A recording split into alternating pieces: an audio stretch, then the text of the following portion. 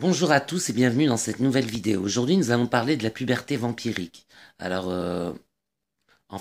si vous voulez, il y a des scientifiques vampires qui se sont arrangés pour que le vampirisme soit quelque chose d'héréditaire. C'est-à-dire qu'en fait, on le transmet de père en fils ou de mère en fille si on est vampire un jour.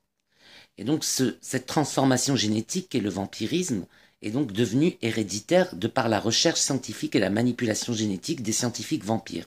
Ce qui fait que la puberté se vit de deux façons. Il y a la puberté déjà humaine, la puberté normale, où commencez à voir grandir vos parties génitales, vous commencez à avoir des seins si vous êtes une fille, à avoir un peu de muscle si vous êtes un garçon, à commencer à être attiré par les filles, attiré par les garçons quand c'est votre sexualité, et commence à avoir du poil, la voix qui commence à muer pour les garçons, les règles pour les filles. Ça, c'est la puberté humaine classique.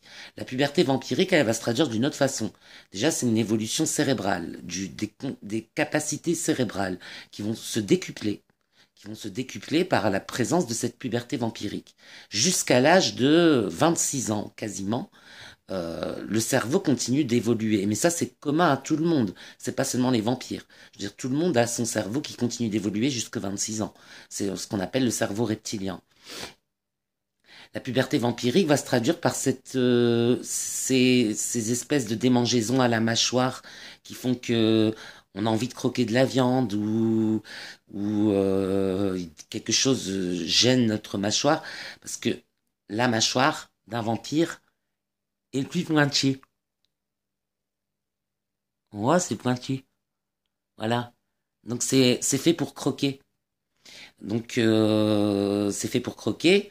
Donc naturellement, il y a une sorte c'est un virus, on en a parlé dans les anciennes vidéos, c'est le virus K17.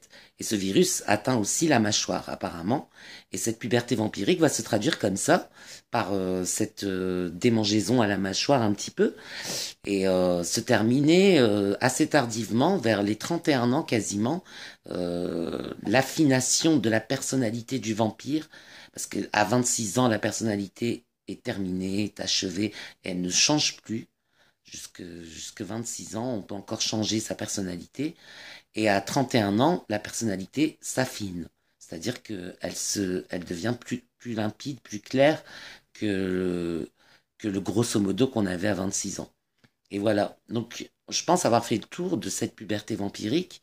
Et sachez que les idées suicidaires sont souvent répandues chez les jeunes vampires. Euh, Même s'ils ne se ratent pas, ils reviennent.